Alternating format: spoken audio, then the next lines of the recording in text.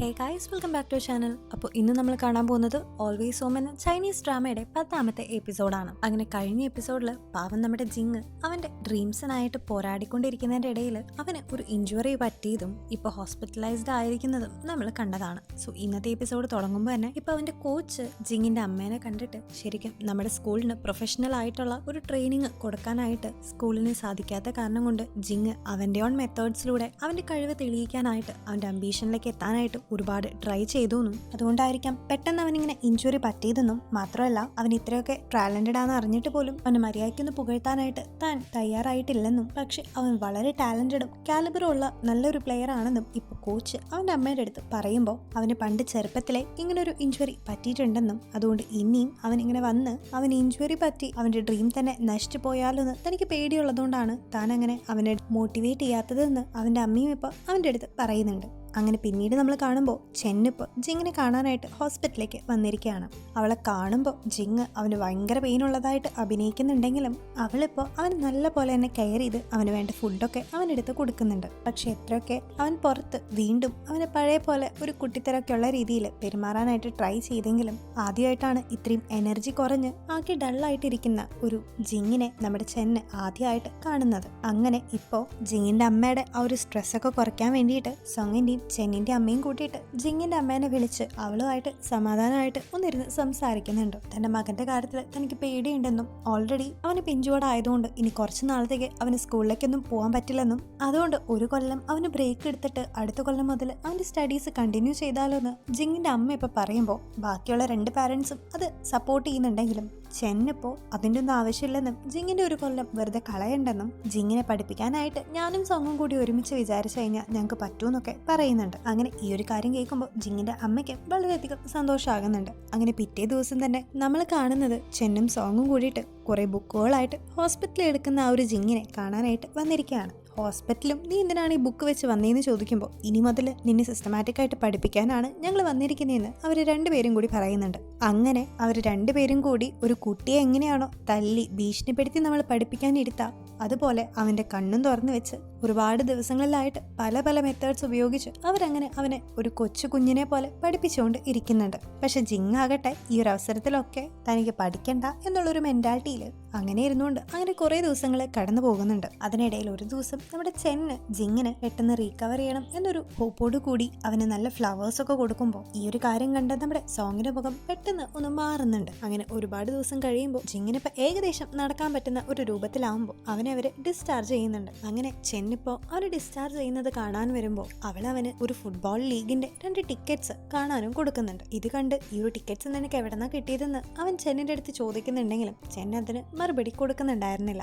അങ്ങനെ പിന്നീട് അവര് ജിങ്ങിനെയും കൂട്ടി വീട്ടിലേക്ക് തിരിച്ചു വരുമ്പോൾ തന്റെ വീട്ടിലെത്തി തന്റെ റൂമിലുള്ള ഫുട്ബോൾ റിലേറ്റ് ചെയ്തിരിക്കുന്ന ബുക്കും മറ്റു സാധനങ്ങളൊക്കെ കാണുമ്പോൾ ജിങ്ങിന് ആകെ വിഷമമാകുന്നുണ്ട്. പക്ഷെ തനിക്ക് പറ്റിയ ഇഞ്ചുറി പോലും മൈൻഡ് ചെയ്യാണ്ട് തന്റെ എയിമിന് വേണ്ടി വീണ്ടും വർക്ക് ചെയ്യാനായിട്ട് തീരുമാനിക്കുന്ന ജിങ് പിറ്റേ ദിവസം തന്നെ അവന്റെ ലെഗിന് കുറച്ച് വർക്ക്ഔട്ട് ഒക്കെ കൊടുക്കാൻ വേണ്ടിയിട്ട് എക്സസൈസ് ചെയ്യാനായിട്ട് പോകുന്നുണ്ടെങ്കിലും ഇപ്രാവശ്യം അവൻ എത്രയൊക്കെ എഫേർട്ട് എടുത്തിട്ടും അവന്റെ കാലുകൾ അവന്റെ ഒപ്പം നിൽക്കുന്നതായിട്ട് അവന് തോന്നുന്നുണ്ടായിരുന്നില്ല. അങ്ങനെ ഇപ്പോൾ അവനെ കാണാനായിട്ട് ചെന്ന് അങ്ങോട്ടേക്ക് വരുമ്പോൾ അവനെ തന്നെ മോട്ടിവേറ്റ് ചെയ്തുകൊണ്ട് ഇതിനു മുമ്പ് ഉണ്ടായിട്ടുള്ള ഒരുപാട് ഫുട്ബോൾ പ്ലെയേഴ്സും ഇതുപോലെ ഇഞ്ചുറീസ് പറ്റി തന്നെയാണ് വളർന്നു വന്നതെന്നും അതുകൊണ്ട് ഞാൻ ഇത്രയൊക്കെ കഷ്ടപ്പെട്ട കാരണം കൊണ്ട് ദൈവം എന്റെ കഷ്ടപ്പാടുകളൊന്നും കാണാണ്ടിരിക്കില്ലെന്നൊക്കെ ജിങ് പറയുമ്പോൾ ഇത് കേൾക്കുന്ന ചെന്ന് ആകെ ഇമോഷണൽ ആകുന്നുണ്ട്. അങ്ങനെ നീ നിന്റെ ലെഗിന് കുറച്ച് ടൈം കൊടുക്കണമെന്നും സമയമാവുമ്പോൾ എല്ലാം ശരിയാവുമെന്നും പറഞ്ഞ് ചെന്ന് അവനെ ആശ്വസിപ്പിക്കുമ്പോഴും നാളെ മുതൽ തന്നെ കാണാനായിട്ട് ഇങ്ങനെ വരണ്ടെന്നും നിങ്ങൾ പഠിക്കാനുള്ള സമയം കളയണ്ടെന്നും ജിങ് ഇപ്പൊ ചെന്നിന്റെ അടുത്ത് പറയുന്നുണ്ടെങ്കിലും ശരിക്കും അത് അവരുടെ സമയം കളയണ്ടെന്ന് വിചാരിച്ചിട്ടല്ലെന്നും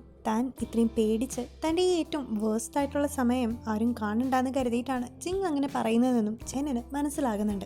അങ്ങനെ പിറ്റേ ദിവസം അവൻ്റെ കാലിൻ്റെ കണ്ടീഷൻ അറിയാനായിട്ട് ജിങ്ങിൻ്റെ പാരൻസ് അവനെ ഡോക്ടറെ കാണിക്കുമ്പോൾ അവൻ്റെ മുട്ടിന് ഇപ്പം സാരമായിട്ടുള്ള ഒരു ഇഞ്ചുറി പറ്റിയതുകൊണ്ട് തന്നെ പണ്ടത്തെ പോലെ വളരെ നോർമലായിട്ട് അവൻ ഇനി കളിക്കാനായിട്ട് പറ്റില്ലെന്നും ഇനി അഥവാ അവൻ കളിക്കുകയാണെങ്കിൽ അത് വലിയ വലിയ റിസ്കിലേക്ക് പോകുമെന്നും ഡോക്ടർ പറയുമ്പോൾ അത് കേട്ട് ആകെ മരിച്ചു പോയിട്ടുള്ള ഒരു കണ്ടീഷനിലിരിക്കുകയാണ് ജിങ്. അങ്ങനെ പിറ്റേ ദിവസം ഈ ഒരു ന്യൂസൊക്കെ കേട്ട് ആകെ ഡെസ്പായിട്ട് ജിങ് സ്കൂളിലേക്ക് എത്തിയിട്ട് അവിടെയുള്ള അവൻ എപ്പോഴും ഓടി നടക്കാറുള്ള കളിച്ചു നടക്കാറുള്ള ആ ഒരു ടർഫ് അവൻ വിസിറ്റ് ചെയ്യുമ്പോൾ ചെന്നും അവൻ്റെ ഒപ്പം വന്നിട്ട് റൊണാൾഡോ പോലെയുള്ള വളരെ ഗ്രേറ്റ് ആയിട്ടുള്ള ഫുട്ബോൾ ലെജൻഡ്സിന് അവരുടെ ജീവിതത്തിൽ എപ്പോഴെങ്കിലും ഇതുപോലെയുള്ള ഇഞ്ചുറീസും വിഷമങ്ങളൊക്കെ പറ്റിയിട്ടുണ്ടെന്നും പക്ഷെ അതിലൊന്നും വീണു പോവാതെ അവർ വളരെ ബോൾഡായിട്ട് ഫൈറ്റ് ചെയ്ത കാരണം കൊണ്ടാണ് അവർ ഇന്ന് ഇത്രയും ലെജൻഡ്സ് ആയിട്ട് അറിയപ്പെടുന്നതെന്നും ഒക്കെ പറഞ്ഞ് അങ്ങനെ ഒരുപാട് പേരുടെ കഥകൾ അവളിപ്പോൾ ജിങ്ങിന് പറഞ്ഞു കൊടുക്കുന്നുണ്ട്. ഇടയ്ക്ക് വെച്ച് അവൾ പഠിച്ച കാര്യം മറന്നു പോകുമ്പോൾ അവൾ നോട്ട് ചെയ്തുകൊണ്ടിരുന്ന ഒരു പേപ്പർ നോക്കിയിട്ട് അവൾ ജിങ്ങിന്റെ അടുത്ത് ഈ കാര്യങ്ങളൊക്കെ പറയുന്നത് കാണുന്ന ജിങ്ങിന് അത് കണ്ട് ചിരി വരുന്നുണ്ട്. മാത്രമല്ല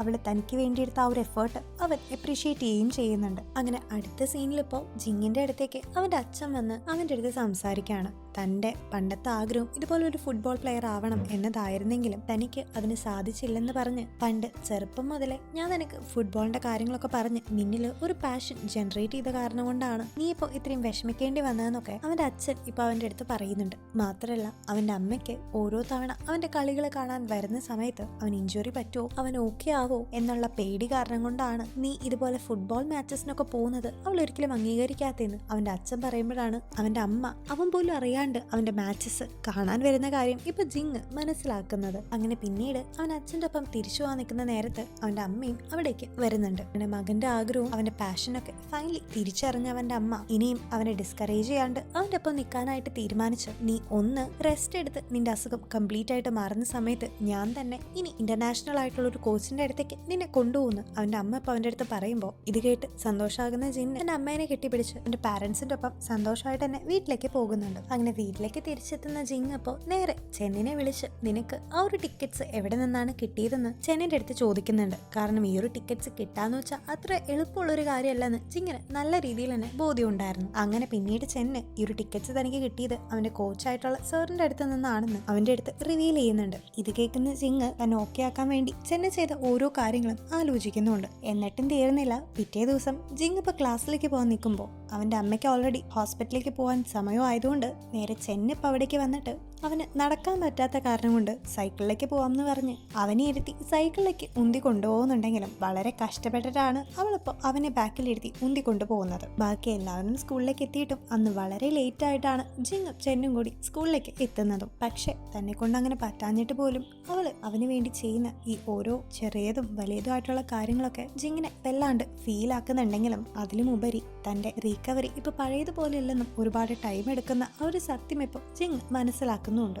എന്നിട്ടും അവൻ വിട്ടുകൊടുക്കാണ്ട് കണ്ടിന്യൂസ് ആയിട്ട് അവന്റെ ബോഡീനെ വർക്ക്ഔട്ട് ചെയ്യിപ്പിച്ച് എങ്ങനെയെങ്കിലും തന്റെ ബോഡിയെ മര്യാദയ്ക്ക് ആക്കിയെടുക്കണം എന്നുള്ള ഒരു വാശിയിലാണ്. അങ്ങനെ കുറച്ച് ദിവസമൊക്കെ കഴിയുമ്പോൾ അവന്റെ പ്രാക്ടീസും ഹാർഡ് വർക്കിംഗ് ഒക്കെ കാരണം ജിങ്ങിന്റെ കാലിപ്പോ ചെറുതായിട്ട് ഒന്ന് ഭേദപ്പെടുമ്പോൾ അന്ന് ചെന്നും ജിങ്ങും കൂടി അവരുടെ സീക്രട്ട് പ്ലേസിലിരുന്ന് സംസാരിക്കുന്നതിനിടയിൽ വീണ്ടും പഴയ പോലെ തന്നെ അവർ കളിച്ച് ചേരിച്ച് ലാസ്റ്റ് ചെറിയൊരു തല്ലൂട്ടൊക്കെ ആയി അവർ ഓടി കളിച്ചുകൊണ്ടിരിക്കുകയാണ്. അങ്ങനെ ഈ ഒരു സീനൊക്കെ കണ്ടുവരുന്ന സോങ് അപ്പോൾ ചെന്നതിന് മുമ്പ് ജിങ്ങിനെ നോക്കിയതും അവന് പൂക്കൾ കൊണ്ട് കൊടുത്തതും ഒക്കെ ആലോചിക്കുമ്പോൾ അവർ തമ്മിലുള്ള ആ ഒരു റിലേഷൻഷിപ്പിന്റെ ആഴത്തിനെ പറ്റിയിട്ടൊക്കെ അവൻ നല്ല രീതിയിൽ തന്നെ ഇപ്പോൾ മിസ്അണ്ടർസ്റ്റാൻഡ് ചെയ്യുന്നുണ്ട്. ഇതേ നേരം തന്നെ അവൻ ഓർഡർ ചെയ്ത ഒരു ബുക്ക് ഇപ്പോൾ ലൈബ്രറിയിൽ വന്നു എന്ന് പറഞ്ഞൊരു ഫോൺ കിട്ടുമ്പോൾ അവൻ നേരെ ആ ഒരു ലൈബ്രറിക്ക് പോയിട്ട് ഒരു ബുക്ക് കളക്ട് ചെയ്യാനിരിക്കെ അത് വളരെ എക്സ്പെൻസീവ് ആയതുകൊണ്ട് തന്റെ കയ്യിൽ അത്രയും പൈസ ഇല്ലെന്ന് മനസ്സിലാക്കി ഈ ഒരു ബുക്ക് ഞാൻ അടുത്ത തവണ വാങ്ങിക്കാമെന്ന് അവൻ ഷോപ്പ് കീപ്പറുടെ അടുത്ത് പറയുമ്പോൾ അവന്റെ ബാക്കി കൂടെ വന്ന് ഇപ്പൊ സീഷി ആ ഒരു ബുക്കിന് ഫുൾ എമൗണ്ട് പേ ചെയ്ത് അവന് കൊടുക്കുന്നുണ്ട്. അങ്ങനെ പിന്നീട് അവർ രണ്ടുപേരും സംസാരിക്കുക താൻ ഭയങ്കര പെർഫെക്റ്റ് ആണെന്നാണ് ജിങ്ങും ചെന്ന് വരെ വിചാരിച്ചിരിക്കുന്നതെന്നും പക്ഷെ ശരിക്കത്തെ താൻ അങ്ങനെയല്ലെന്നും സോങ് ഇപ്പോൾ സീഷിയുടെ അടുത്ത് മനസ്സ് തുറന്ന് സംസാരിക്കുന്നുണ്ട്. മാത്രമല്ല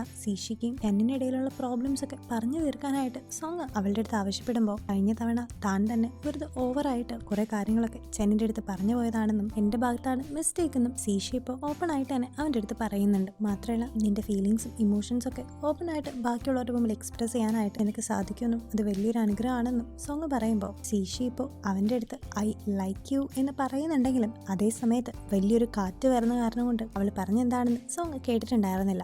അങ്ങനെ അവൻ എന്താണ് നീ പറഞ്ഞെന്ന് അവളോട് ചോദിക്കുന്നുണ്ടെങ്കിലും പിന്നെ ഒരിക്കലും പറയാമെന്ന് പറഞ്ഞ് അവര് അവിടെ നിന്ന് പോകുന്നുണ്ട്. ഇതേ നേരം നമ്മുടെ ചെന്നാകട്ടെ ഇപ്പൊ ജിങ് ഒന്ന് ഓക്കെ ആയതുകൊണ്ട് അവനിപ്പോ വലിയ വലിയ പ്രൊഫഷണൽസിന്റെ മുമ്പിൽ അവന്റെ കഴിവ് ടെസ്റ്റ് ചെയ്യാനായിട്ട് ചെന്നിരിക്കുകയാണ്. സോ ഈ ഒരു റൗണ്ടിൽ അവൻ നന്നായിട്ട് പെർഫോം ചെയ്യുകയാണെങ്കിൽ അവന് എന്തായാലും ഇന്റർനാഷണൽ ആയുള്ള ടീമിന് ചിലപ്പോൾ റെക്കഗ്നീഷൻ കിട്ടുമെന്ന് മനസ്സിലാക്കിയിട്ട് അവനിപ്പോ അതിന് പാർട്ടിസിപ്പേറ്റ് ചെയ്യാൻ നിൽക്കുന്ന നേരത്ത് അവന്റെ ടെൻഷനും പേടിയൊക്കെ കണ്ടിട്ട് ചെന്നിപ്പോ അവളുടെ കയ്യിൽ കയ്യിൽ ഉണ്ടായിട്ടുള്ള പണ്ട് ചെറുപ്പത്തിൽ അവളുടെ അമ്മ അവരുടെ വിശ്വാസം അനുസരിച്ച് നിനക്ക് എപ്പോഴും ഭാഗ്യം ഉണ്ടാവട്ടെ എന്ന് പറഞ്ഞ് കെട്ടിക്കൊടുത്തിരിക്കുന്ന ഒരു ചരടിപ്പോ നേരെ ജിങ്ങിന് കൊടുക്കുന്നുണ്ട്. അങ്ങനെ ചെന്നിന്റെ കയ്യിൽ നിന്ന് ആ ഒരു വളരെ പ്രഷ്യസ് ആയിട്ടുള്ള ആ ഒരു ചരട് കിട്ടി മാത്സിന് പാർട്ടിസിപ്പേറ്റ് ചെയ്യാൻ തയ്യാറായി നിൽക്കുന്ന ജിങ്ങിനെയും കാണിച്ചുകൊണ്ട് ഇന്നത്തെ എപ്പിസോഡ് ഇവിടെ എൻഡ് ചെയ്യാണ്. സോ ഗൈസ്, തീർച്ചയായും ഈ സ്പോർട്സുകാരുടെ ലൈഫ് ഒന്നും അത്രയും എളുപ്പമല്ലെന്നും അവരിതുപോലെ ഒരുപാട് കടമകളിലൂടെ കടന്നു പോകേണ്ടി വരുമെന്നും 100% സിൻസിയർ ആയിട്ട് തന്നെ ഈ ഒരു ഡ്രാമയിൽ കാണിച്ചിട്ടുണ്ട്. സോ എനിവേ, നിങ്ങൾ ഈ ഒരു ഡ്രാമയൊക്കെ എൻജോയ് ചെയ്തിട്ടുണ്ടെങ്കിൽ ഞങ്ങളുടെ ചാനൽ സബ്സ്ക്രൈബ് ചെയ്യാനും വീഡിയോ ലൈക്ക് ചെയ്യാനും മറക്കരുത്.